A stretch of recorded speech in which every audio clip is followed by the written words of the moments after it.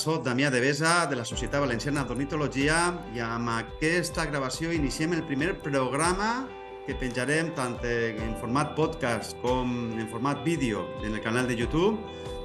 I en aquest primer programa anem a entrevistar al nostre president, a Joan Ferrer. Hola, Joan, què tal? Bona vesprada, Damià. Et felicito per la iniciativa esta. A veure si té molt d'èxit. Segur que sí, segur que sí. Aleshores, res, comencem directament a l'entrevista, si et sembla. Molt bé. Vinga, jo crec que per a començar i trencar el gel, ens podries comentar com va començar en tu l'afició per els ocells? Bé, una mica casualment, no? A mi vaig haver de fer el servei militar i em van enviar a Canàries, molt lluny de la família, els amics, de la nòvia.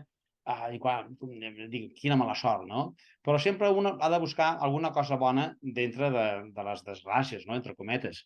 I jo vaig dir, bueno, què puc aprofitar-me? A banda de veure les illes, que són molt boniques i de més. Dic, bueno, doncs, com aquí les coses estan més barates, les coses de fotografia, vaig a comprar-me una rèflex i un telescopi, no, un teleobjectiu ben gran, de 400 mil·límetres, i m'enduré a la península, no? I així, quan vaig llicència, vaig llicenciar, vaig arribar a la península amb això, amb els amics, i dic, bueno, i ara què faré amb aquest equip?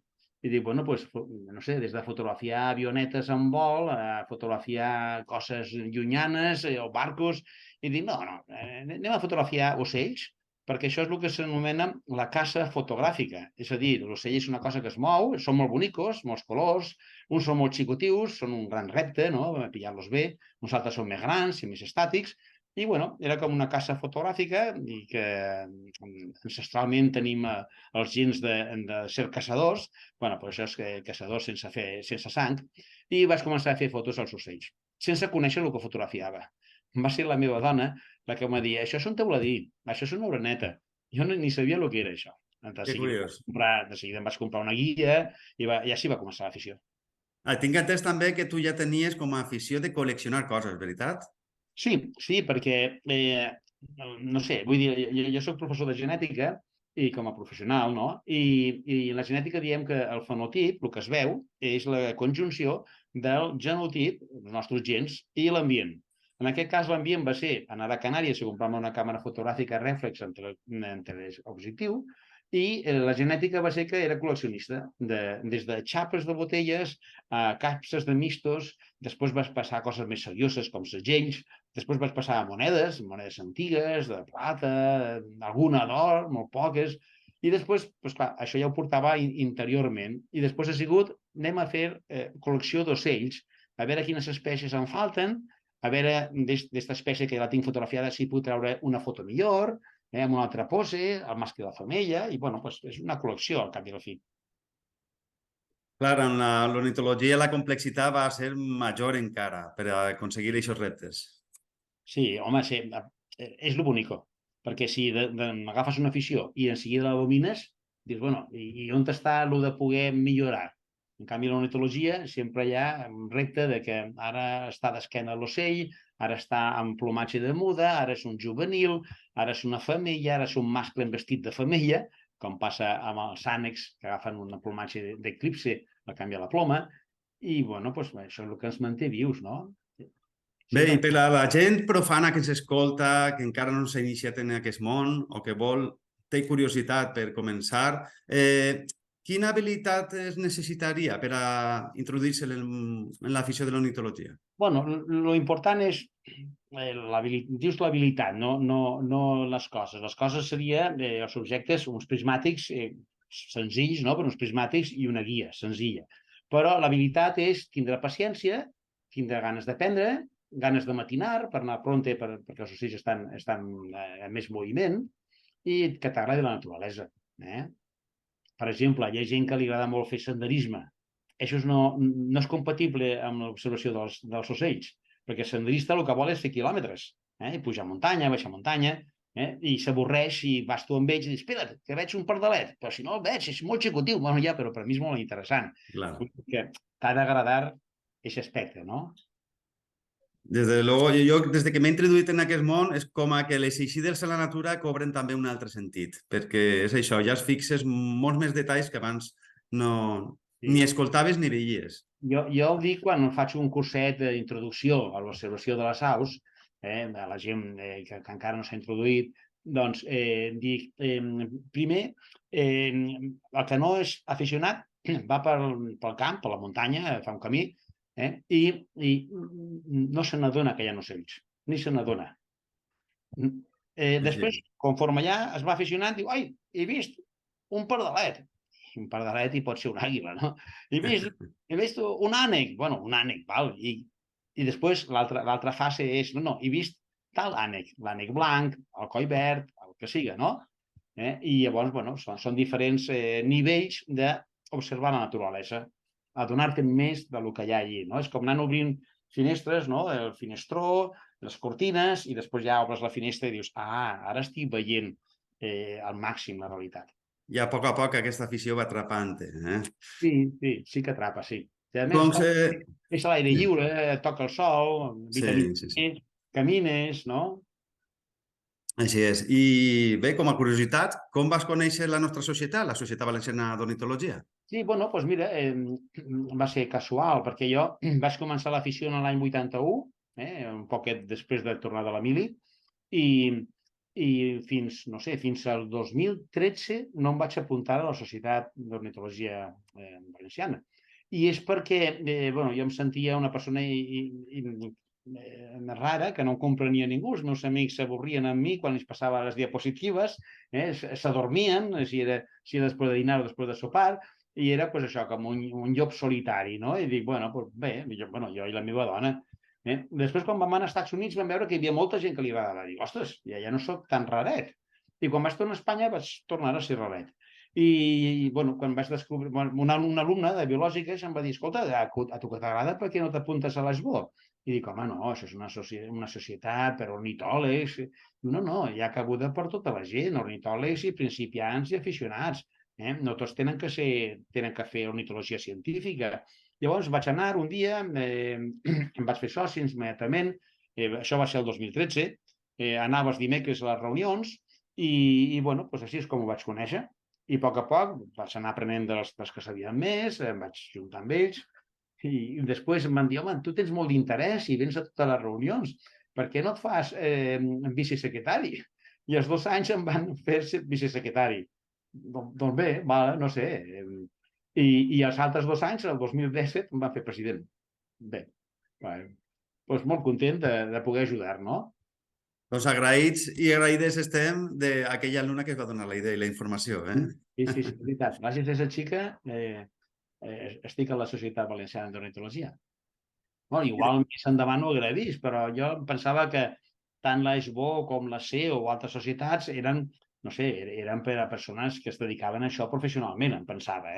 Jo havia participat en un congrés de la CEO i hi eren tot conferències científiques i jo vaig participar com a fotògraf d'aus, no?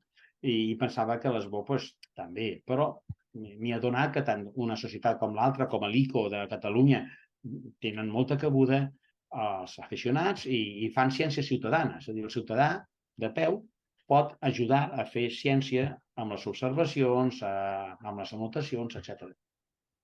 Al final és això, fer participar la ciutadania i d'aquesta manera promoure l'educació ambiental, que tots puguen difondre, veritat, els valors de la nostra natura i fer estudi de la nostra natura i compartir-la. El que no es coneix no es pot apreciar, ni estimar, ni preservar. Has de conèixer. El mateix passa amb les altres cultures. Si no la coneixes i vius amb persones d'una altra cultura, dius, la meva és la millor i aquells que saben. No, coneix la cultura i mira les coses bones d'ells i respecta-ho. Molt bé, molt bonic. El treball en valors que també hi ha darrere d'això. Què és el que més t'entusiasma d'aquesta afició? El que més t'agrada? Doncs, mira, jo tots els anys faig una competició que sempre guanya. Sempre sóc el que guanya. És una competició contra mi mateix. És el que dic, el gran any. La idea la vaig agafar d'una pel·lícula, no?, de Big Bear, que és apuntar-se totes les espècies que veus diferents des de l'1 de gener fins al 31 de desembre. Llavors, en cada eixida, mira, n'hi he afegit una, n'hi he afegit 4, n'hi he afegit 5, i vas apuntant, no? I després, al final d'any, dius, a veure a quantes s'hi ha arribat. Normalment arriba a 180, 190, 200, i, bueno, doncs clar, com jugui contra mi, doncs sempre guanyi. El que no guanyi és, a vegades, no puc superar l'any anterior, però, bueno, em distrac. Aleshores, què tens? Quan fas una eixida, vas enregistrant les espècies que veus i després, quan arribes a casa, tens com una base de dades. Ho passe a la llibreta de camp. Ja en tinc moltes, des de l'any 81. I tant, i tant. I vaig apuntant totes les eixides, tot el que veig, i bé, doncs és una anotació que va servir, les meves anotacions, per contribuir a l'Atles dels Ocells de València, que van editar els germans Polo, Manu Polo i Toni Polo, que van demanar dades antigues, i des del 80 i pico.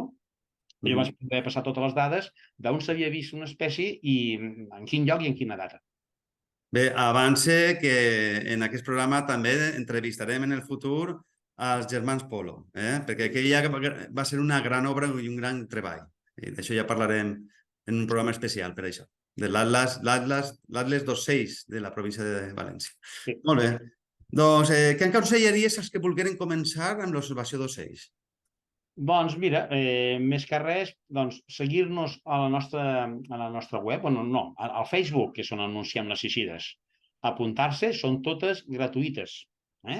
Apuntar-se a la nostra eixida, una que li vinga bé, no? Ni massa lluny, ni massa... no sé, que li vinga bé un dia, i de la mà nostra, nosaltres ens anirem introduint.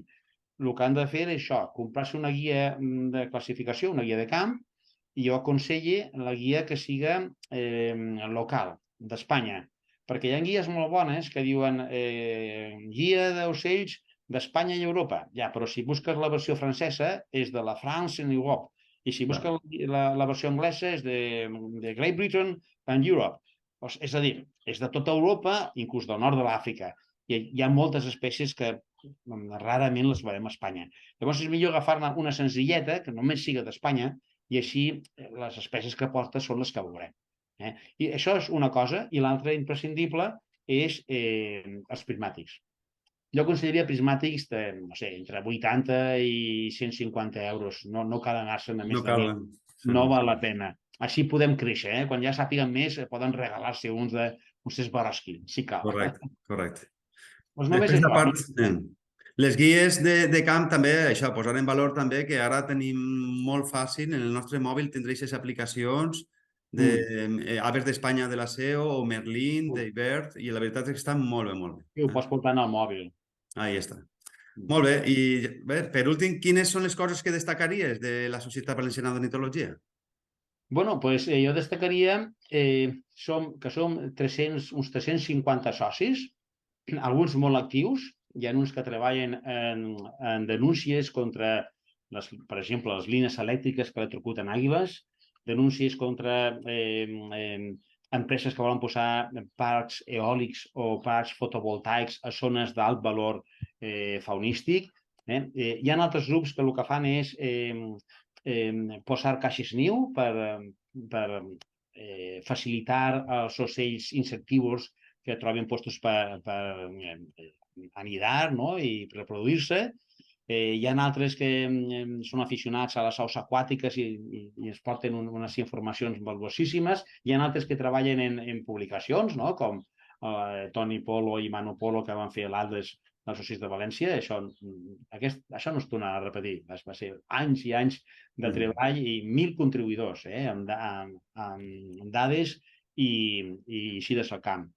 I el que també ressaltaria és les iniciatives que tenim, que han fet un congrés, el tercer congrés de les terres de parla catalana va ser aquí a Burjassot l'any passat, l'anterior va ser a Menorca i és cada 2 anys, i el primer va ser a Barcelona i el següent serà a Alguer, a Itàlia. És que és un congrés internacional. Hi ha gent d'Andorra, hi ha gent del sud de França, i hi ha gent d'Itàlia, de l'Alguer, de la zona catalana parlant, per supost de Balears i de la Comunitat Valenciana. I, què més? No sé, estic a gust perquè hi ha molt d'acompanyarisme, fem moltes eixides, fem 2 o 3 eixides al mes, no? unes més professionals i unes més faciletes. I bueno, doncs jo animaria a tothom que ens estigués escoltant que miri el Facebook, a la primera eixida que li vinga bé, vinga, ja dic, són gratuïtes, sense cap compromís de fer-se soci ni res, i bueno, si li agrada, doncs repetirà, i si li agrada molt, doncs inclús dirà, bueno, vaig a donar-li suport econòmic a aquesta societat perquè fa moltes coses. I ja està. Molt bé, així és. Bueno, i ara, aprofitant això, el projecte OCA, que l'has nomenat. Ahí està. No, jo quan vaig entrar... Comenta'ns un poquet del projecte OCA. Sí, jo quan vaig entrar a l'ESBO vaig dir els socis necessiten algo més que sentir-se útils donant suport econòmic a una associació o fent alguna eixida. Necessiten alguna cosa més. I llavors vaig dir, per què no fem una eixida cada 15 dies, per exemple, persones senzilles, no massa lluny de la capital, per exemple, i no massa pronte, no? O sigui, una cosa propera a la ciutadania. I li vaig posar el nom de projecte OCA. OCA és un nom d'una au, però a més és les sigles d'Observa, Classifica i Aprèn. OCA. I, bueno, doncs això, ho anunciem. Ei, una eixida OCA, vol dir una eixida senzilleta, no? I, bueno, doncs anirem al barranc del Carraixet, anirem a l'Albufera, anirem als estanys d'Almenara, anirem a l'estany de Pujol. I, bueno, la gent se reuneix a les 8:30, a les 9, i ja està. I després tenim eixides més serioses, diguéssim, que eixim a les 6 del matí per anar a veure Botardes, per exemple, a Albacete, o anem a Gallocanta, i passem un cap de setmana, o anem a l'interior, o sigui que hi ha eixides més formals i eixides OCA que són més per a la ciutadania. Són pels que volen començar. Quin impacte ha tingut les eixides OCA en el nombre de socis en l'ESBO? Jo que treballo amb gràfiques i de més, en seguida vaig fer una gràfica del nombre de socis de l'ESBO i d'ençà que vam fer-ho de l'OCA, la gràfica va anar pujant i està exponencialment pujant. Bueno, clar, la gent es coneixia més perquè no sols eren tasques de defensa del medi ambient, denúncies, no. Eren coses que podien participar passant-s'ho bé. Passant-s'ho bé vol dir anem a veure pardalets, a l'acabar anem a fer-nos una cervesa, per exemple, i això és en gran part del projecte OCA. Molt bé, molt bé. Després també tenim uns... Tinc que dir-te, la pandèmia. La pandèmia es va tallar les eixides.